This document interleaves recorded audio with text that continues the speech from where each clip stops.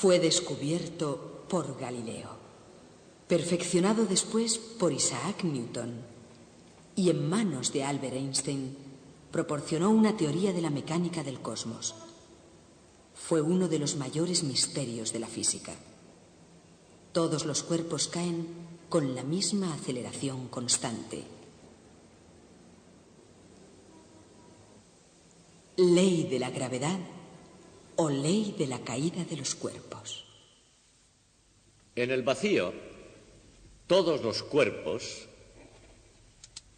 caen con la misma aceleración constante.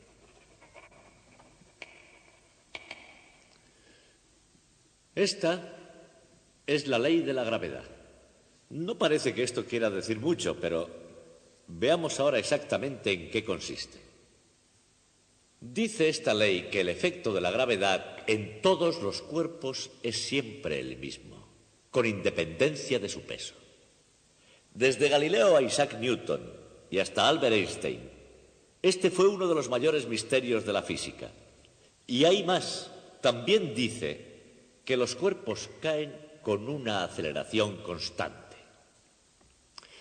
Ahora bien, entender esto sería casi imposible si no contáramos con un dispositivo matemático llamado derivada.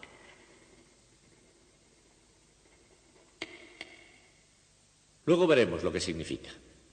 Y finalmente, aunque esto nos parezca muy profundo e interesante, está violentando nuestra más simple intuición, porque esto que decimos sucede en el vacío y no en el mundo que nos es familiar.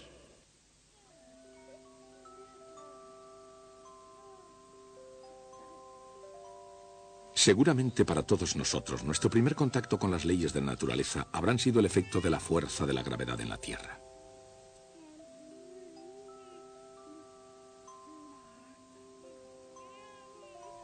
Entendamos o no cómo funciona la fuerza de la gravedad, tenemos un temor innato a sus efectos. Pero ¿qué es exactamente ese efecto de la gravedad? Hay cuerpos que caen con rapidez y de forma rectilínea.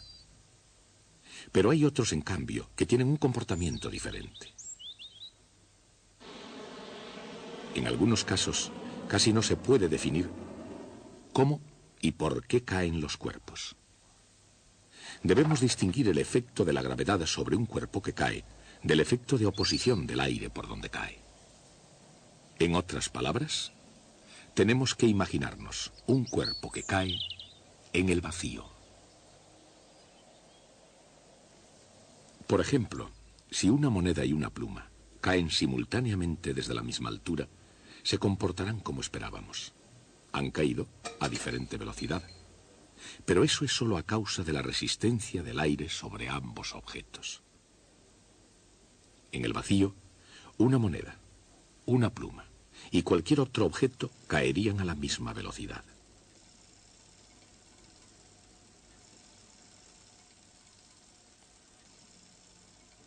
La moneda y la pluma están ahora en el tubo de cristal, sin prácticamente aire, es decir, en el vacío, y ahora seremos testigos de la ley de la gravedad en acción.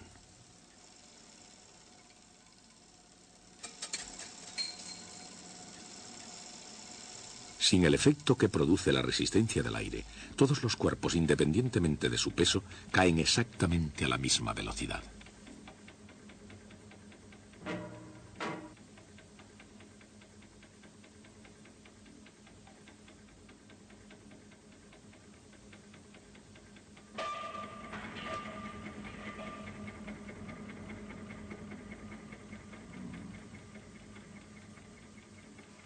Cuando el astronauta del Apolo 15, David Scott, exploraba la Luna sin nada de aire, hizo una demostración de este tradicional experimento. Bien, aquí tengo una pluma y un martillo. Una de las razones por las que vinimos a la Luna fue porque un caballero llamado Galileo hizo un importante descubrimiento sobre la caída de los objetos en campos gravitatorios. ¿Y dónde encontraríamos un sitio mejor para ver si su descubrimiento era correcto que en la Luna? Los dejaré caer aquí mismo. Es de suponer que los dos golpeen en el suelo a la vez. ¿Qué les ha parecido? Por lo visto, el señor Galileo tenía razón.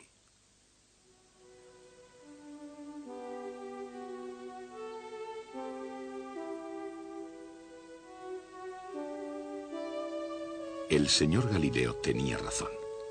Hace casi 400 años, cuando todo el mundo pensaba que los cuerpos pesados caían con más rapidez que los ligeros, Galileo se dio cuenta de que en el vacío todos los cuerpos caerían a la misma velocidad. Por supuesto, Galileo no podía conseguir un vacío, pero pudo imaginar uno. Pintó un cuerpo pesado unido a otro ligero. Este cuerpo compuesto caería más deprisa o más despacio que el cuerpo pesado solo. Si el cuerpo ligero caía más despacio, retardaría la caída del cuerpo pesado. Pero al mismo tiempo, un cuerpo compuesto tiene que pesar más que uno solo pesado. Por lo tanto, el cuerpo compuesto tendría que caer más deprisa que el cuerpo pesado solo, pero nunca más despacio. Es obvio que la idea de que un cuerpo pesado cae con más rapidez solo conduce a una ineludible contradicción.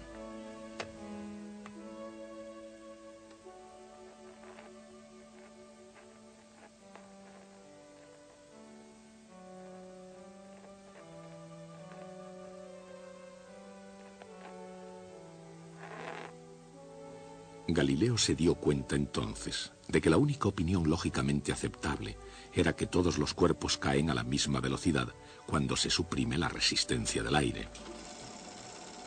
Si todos los cuerpos caen en el vacío a la misma velocidad, la siguiente pregunta es: ¿y cuál es exactamente esa velocidad?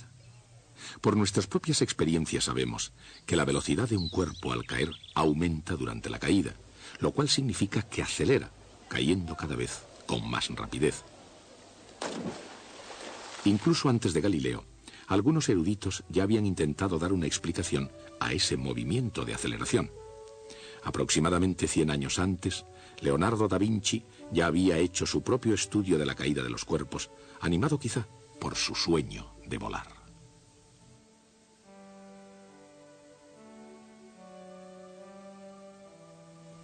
Más que preguntarse por la rapidez de la caída de los cuerpos, Da Vinci se preguntaba cuánto caerían en los sucesivos intervalos de tiempo. Su teoría del movimiento acelerado era que un cuerpo recorrería cayendo mayores distancias en intervalos posteriores. Después concluyó con la teoría de que las distancias seguían la ley de los números enteros. Es decir, una unidad de distancia en el primer intervalo de tiempo, 2 unidades en el segundo intervalo de tiempo, etc.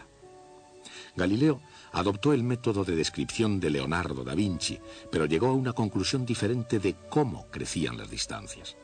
En lugar de crecer de ese modo, Galileo tenía la teoría de que las distancias estaban relacionadas con los números impares.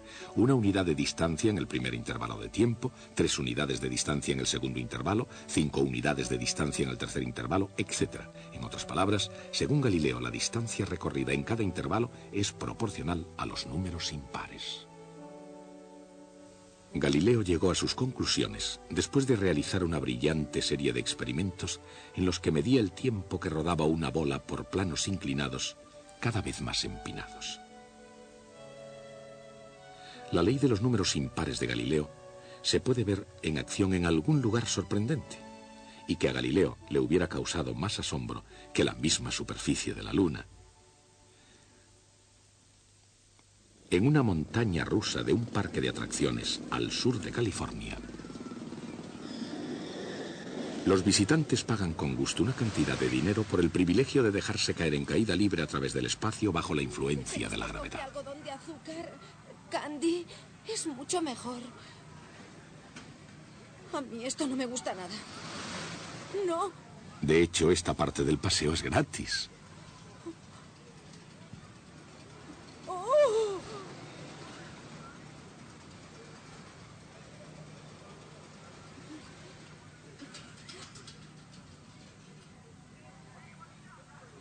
Por lo que realmente pagan los visitantes es por una serie de medidas que se han tomado y que les permite sobrevivir a cualquier velocidad. Pero, ¿y qué hay de Galileo?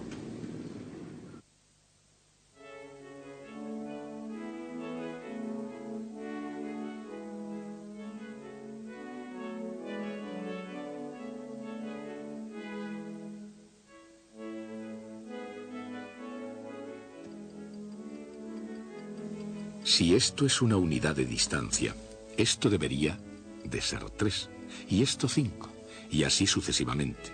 Y realmente lo son. Galileo tenía razón. En sucesivos intervalos de tiempo, las distancias recorridas cayendo siguen los números impares. Aquí hay algo más que Galileo también vio. Fíjense en la distancia total recorrida en un instante. Después del primer intervalo de tiempo, 1 unidad de distancia. Después del segundo intervalo, 4 unidades de distancia. Después del tercer intervalo, 9 unidades de distancia. Después del cuarto, 16 unidades.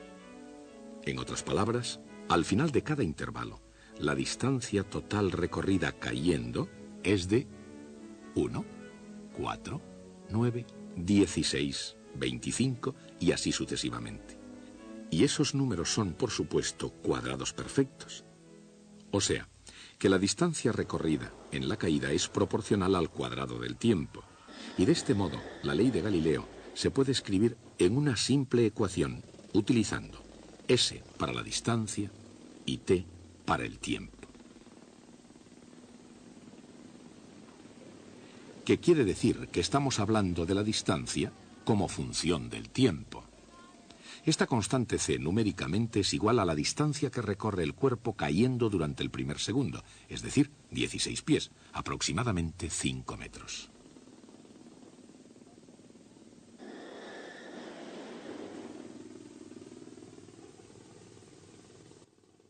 En cualquier punto de la caída, la distancia es igual a c veces el cuadrado del tiempo. Así, después de 2 segundos, la distancia recorrida cayendo es igual a c veces 2 al cuadrado, o sea, 4c. Si tomamos el valor 16 para c, sabemos que ha caído 64 pies, unos 19 metros y medio. De nuevo, esta fórmula quiere decir que para cualquier instante t se puede encontrar el valor ds. En este punto, cualquier visitante, aunque petrificada por el susto, puede preguntarse cuánto ha recorrido en su caída en cada instante. Y quizá quiera también saber con qué rapidez está cayendo. Se divide entonces la distancia que recorre cayendo entre el tiempo que ha empleado. Por ejemplo, como durante los 2 primeros segundos cayó 64 pies, su velocidad media será de 32 pies por segundo, unos 9 metros y medio por segundo. Pero eso es solo su velocidad media. Al comienzo, ella estaba parada. Después de 2 segundos, ella está cayendo mucho más deprisa que 32 pies por segundo.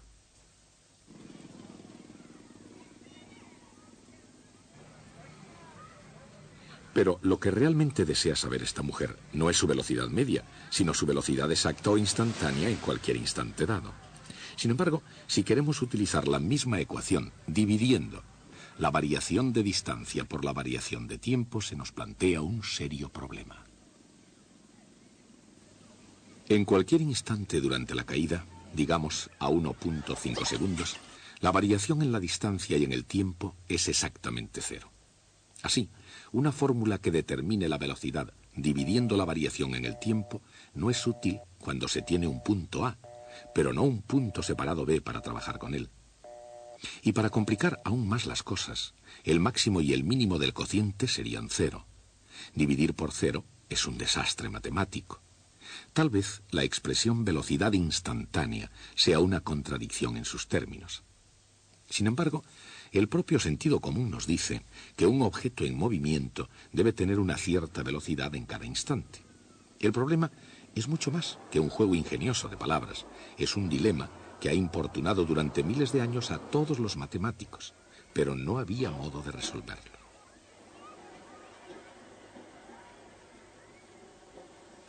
En lugar de pedir la velocidad instantánea en un tiempo exacto t, pida cuál es la velocidad media entre el tiempo t y un tiempo h segundos más tarde, el tiempo t más h. El cambio en el tiempo es h segundos. Si la distancia recorrida cayendo en un tiempo t es igual a c veces t al cuadrado, la distancia recorrida cayendo en el tiempo t más h debe ser igual a c veces th al cuadrado.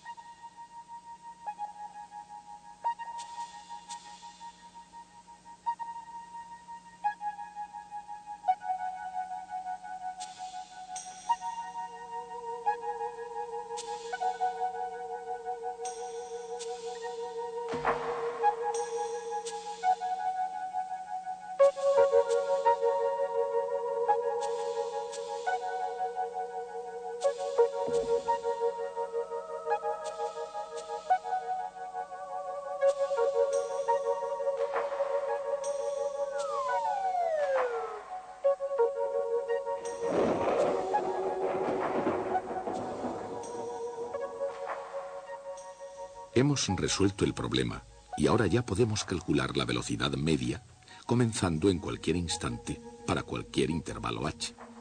H puede ser un segundo, medio segundo, una décima de segundo o incluso cero, porque ahora no estamos dividiendo por cero.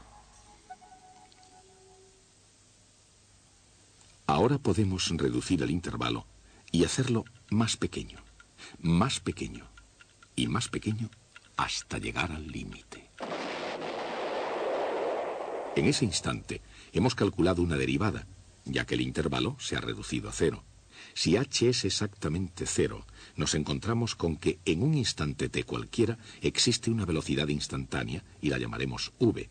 v es igual a 2ct.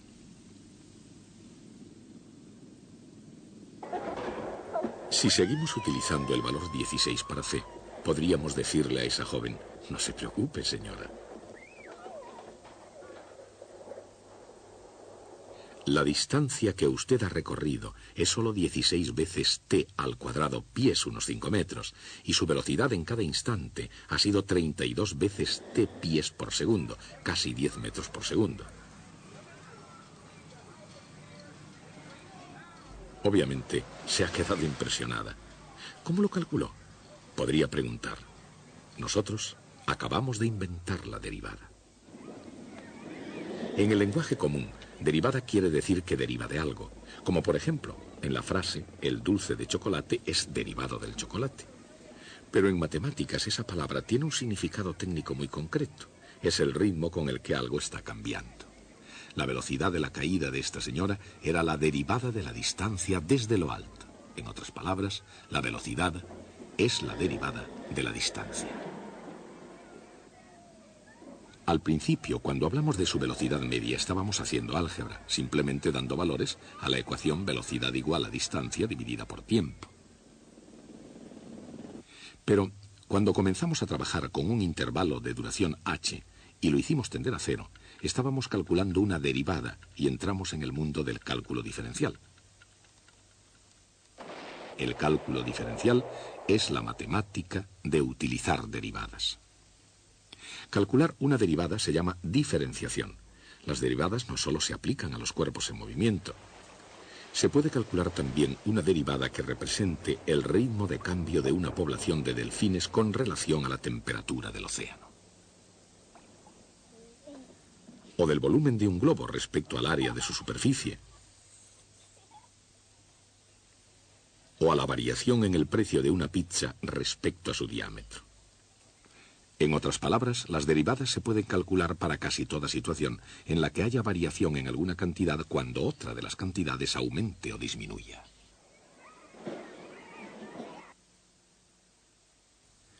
Para ir de la distancia a la velocidad, tuvimos que calcular una derivada. Pero, ¿y qué pasa con la aceleración de un cuerpo al caer? Pues que para ir de la velocidad a la aceleración, hacemos exactamente lo mismo. Si v como función de t es igual a 2ct, entonces v de t más h igual a 2c de t más h.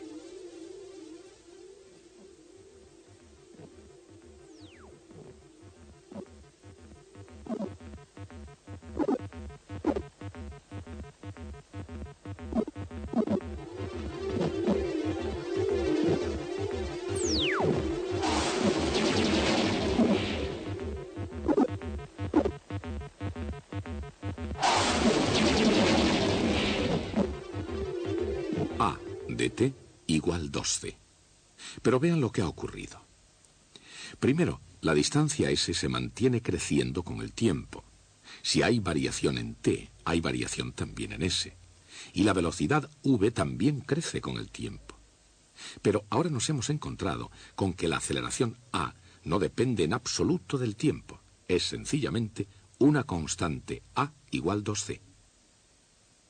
Independiente del valor de t, a es siempre la misma. Por fin lo hemos conseguido. Hemos obtenido que el resultado de la gravedad es una aceleración constante.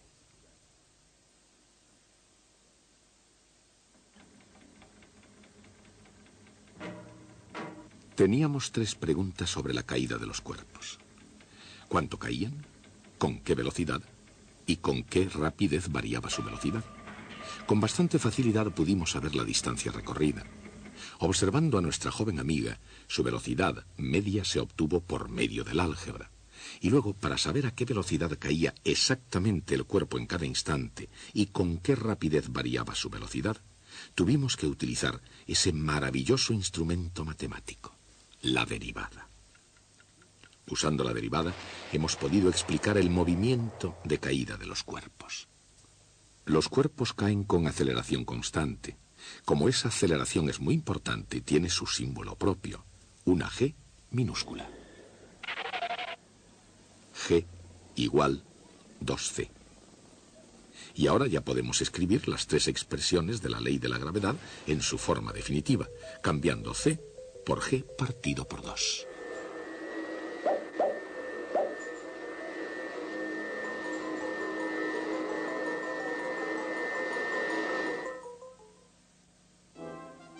Según esta ley, un cuerpo cae con una aceleración constante, con velocidad proporcional al tiempo, y recorre una distancia al caer proporcional al cuadrado del tiempo. Este tipo de movimiento se llama movimiento uniformemente acelerado. Es difícil, pero no imposible llegar a conocer esos tres hechos sobre el movimiento uniformemente acelerado sin hacer uso del cálculo diferencial. Pero Galileo comprendió los tres hechos. En realidad, casi 300 años antes de Galileo, un erudito francés llamado Nicole Oresme trabajó sobre el comportamiento del movimiento uniformemente acelerado. Oresme y Galileo utilizaron casi idénticos métodos matemáticos para analizar el problema. Dichos métodos se basaban no en ecuaciones algebraicas, sino en proporciones entre cantidades y en figuras geométricas. La derivada fue inventada una generación después de la muerte de Galileo por Sir Isaac Newton y Gottfried Wilhelm von Leibniz. Con este nuevo y poderoso método de análisis se pueden analizar tipos aún más complicados de movimientos. Describir el movimiento uniformemente acelerado llega a ser incluso muy fácil. Sin las derivadas, es muy difícil entender qué significa aceleración, y menos aún describir el movimiento uniformemente acelerado y explotar a fondo sus consecuencias. Y, sin embargo, Oresme y Galileo lo hicieron. Describieron el movimiento uniformemente acelerado y sacaron sus consecuencias. Fueron verdaderos genios. Una de las tareas de la física es la de encontrar principios sencillos, económicos, pero importantes que expliquen nuestro complicado mundo. Y eso es lo que hemos hecho hoy. Si yo dejo caer algo, cae bajo la influencia de la gravedad de la Tierra. Al caer, su movimiento ha sufrido una cierta influencia debido a la oposición del aire. Si ahora imagino que puedo deshacerme del aire y dejo caer el objeto en el vacío, enseguida descubro un dramático y a la vez sorprendente hecho. Todos los cuerpos caen a la misma velocidad. Podría contentarme con este hecho. Descubrirlo, desde luego, fue un logro impresionante. Pero no nos contentamos. Ahora queremos saber por qué sucede esto así. ¿Cuál es la naturaleza de la gravedad que lleva a tan extraño comportamiento? Esa cuestión es una de las más profundas de la física. Duró hasta nuestro propio siglo. Fue el punto de partida para la teoría general de la relatividad de Albert Einstein. Pero nos estamos adelantando en nuestra historia. Una vez aprendimos que todos los cuerpos al caer se regían por una ley, nuestra tarea consistió en explicar esa ley con toda precisión. Todos los cuerpos caen con la misma aceleración constante, y la aceleración es el ritmo de cambio de la velocidad. Y la velocidad es el ritmo de cambio de la distancia. Así tenemos, en realidad, tres proposiciones matemáticas precisas de la ley de la gravedad. Se relacionan entre sí por medio de un grande y crucial descubrimiento de la historia de las matemáticas: el cálculo diferencial, descubierto por Newton y por Leibniz. Un gran triunfo, el suceso más importante en matemáticas durante miles de años. Newton y von Leibniz sacrificaron la dicha de su descubrimiento en una amarga discusión sobre quién lo descubrió primero. Las tres proposiciones son cabos sueltos de la historia que estamos tratando de desarrollar. No hay contestación.